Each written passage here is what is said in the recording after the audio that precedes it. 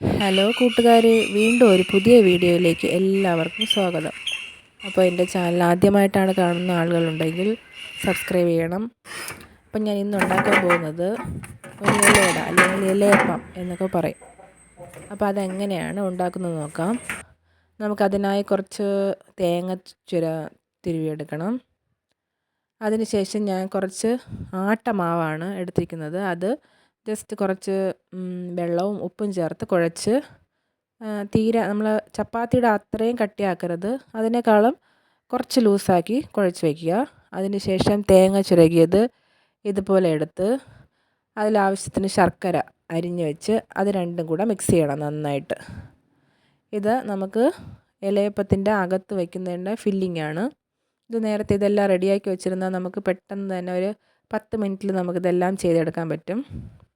അപ്പോൾ നമുക്കിതിന് വേണ്ടി ഇല വേണ്ടത് ഒന്നുകിൽ വാഴ ഇല എടുക്കാം, അല്ലെങ്കിൽ പൊരിയണി ഇല എടുക്കാം, അല്ലെങ്കിൽ നമ്മുടെ വയണ ഇല എടുക്കാം.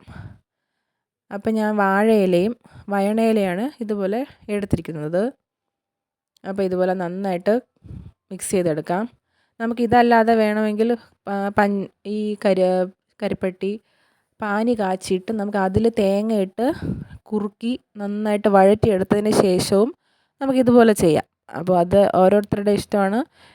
ഇതാണെങ്കിൽ എളുപ്പം, അതൊന്നും ചെയ്യേണ്ട കാര്യമില്ല. ഇതുപോലെ മിക്സ് ചെയ്തെടുത്താൽ മതി. അതാണെങ്കിൽ കുറച്ച് പാടാണ്. അപ്പോൾ ഇതാ ഈ കുഴച്ച് വച്ചിരിക്കുന്ന മാവിൽ നിന്ന് ഒരു ഉരുള മാവ് നമുക്ക് എടുക്കാം നമ്മുടെ കയ്യിൽ.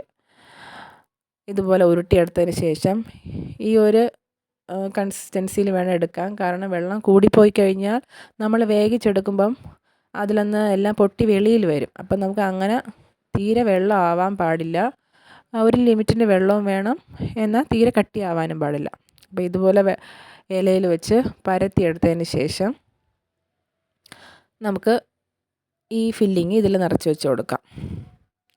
അപ്പോൾ ഈ മാവ് നമ്മുടെ കയ്യിൽ ഒട്ടിപ്പിടിക്കാതിരിക്കാൻ വേണ്ടി ഇടയ്ക്കിടയ്ക്ക് നമുക്ക് വെള്ളം നനച്ച് കൊടുക്കാം. എന്നിട്ട് ആവശ്യത്തിന് ഇതുപോലെ ഉരുട്ടി അതിൽ വെച്ച് കൊടുക്കാം. എന്നിട്ട് ഒരു 10 മിനിറ്റ് നമ്മൾ ഇഡ്ഡലി പാത്രത്തിൽ വെച്ച് വേവിച്ചെടുത്താൽ മതി. നമ്മുടെ ഇലയട റെഡി. അപ്പോൾ ചിലവരിത് നമ്മുടെ മാവെല്ലാം ഒരുമിച്ച്, മാവും ഈ കരിപ്പട്ടിയും തേങ്ങയും കൂടെ ഒരുമിച്ച് മിക്സ് ചെയ്തെടുക്കും. അങ്ങനെ വേണമെങ്കിലും ചെയ്യാം, ഇങ്ങനെയും ചെയ്യാം. അപ്പോൾ ഇതുപോലെ അകത്ത് വെച്ചതിന് ശേഷം ചുറ്റുമുള്ള എല്ലാ മാവും കറക്റ്റായിട്ട് നന്നായിട്ടൊന്ന് ക്ലോസ് ചെയ്ത് കൊടുക്കണം. അല്ലെങ്കിൽ അതുവഴി നമുക്ക് ആവി അടിക്കുമ്പോൾ ഈ ശർക്കര എല്ലാം ഉരുകി വെളിയിൽ വരാൻ ചാൻസ് ഉണ്ട്. അപ്പോൾ ഇതുപോലെ എല്ലാം റെഡിയാക്കി നമുക്ക് ഇഡ്ഡലി പാത്രത്തിൽ വയ്ക്കാം. അപ്പോൾ കുട്ടികൾക്കൊക്കെ ഇത് ഭയങ്കര ഇഷ്ടമുള്ളൊരു പലഹാരമാണ്. വൈകുന്നേരം ഈവനിങ് സ്നാക്കൊക്കെ ആയിട്ട് ഉണ്ടാക്കി കൊടുക്കാൻ പറ്റും.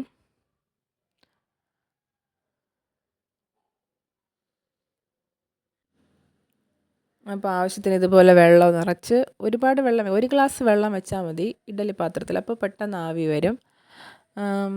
അതിനുശേഷം ഇതുപോലെ ഇത് വയണയിലയിൽ ചെയ്ത് കഴിഞ്ഞാൽ നല്ല മണമായിരിക്കും. നമുക്കിപ്പോൾ ഇവിടെ ഒരു വീട്ടിൽ വെച്ച് കഴിഞ്ഞാൽ ഒരു 2 വീട്ടിലെങ്കിലും അറിയാം, അത്രയ്ക്ക് മണമാണ്.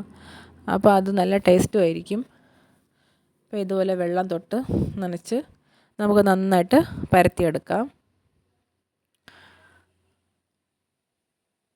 എന്നിട്ട് ആവശ്യത്തിന് ഫില്ലിങ്, ഇതിപ്പോൾ കുറച്ച് കട്ടിയായിട്ടാണ് നമ്മൾ മാവ് കുഴയ്ക്കുന്നതെങ്കിൽ നമുക്ക് ഇത് വേവിച്ചെടുക്കുമ്പോൾ നമുക്ക് നല്ല ഒരു ടേസ്റ്റ് ഉണ്ടായിരിക്കില്ല. അപ്പോൾ ഇതുപോലെ മാക്സിമം ഒരു നമ്മുടെ ചപ്പാത്തിയുടെ കനത്തിനൊക്കെ ആണെങ്കിൽ നന്നായിരിക്കും.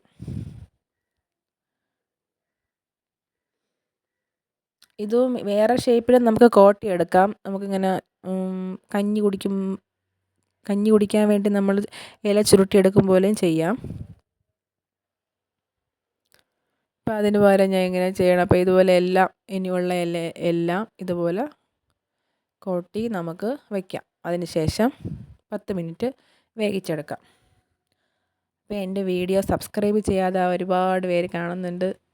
പറ്റുമെങ്കിൽ സബ്സ്ക്രൈബ് ചെയ്യുക, നിങ്ങളുടെ കമൻസൊക്കെ അറിയിക്കുക.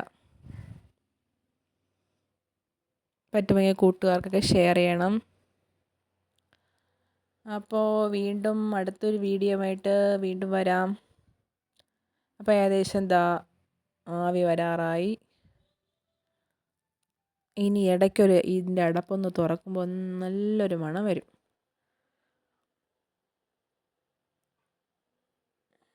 അപ്പോൾ തേയിലയൊക്കെ ഇട്ടിട്ട് ഇതുപോലെ ഒരു വയണയില അപ്പോൾ ഉണ്ടാക്കി വൈകുന്നേരം കുട്ടികൾക്കൊക്കെ കൊടുക്കണം.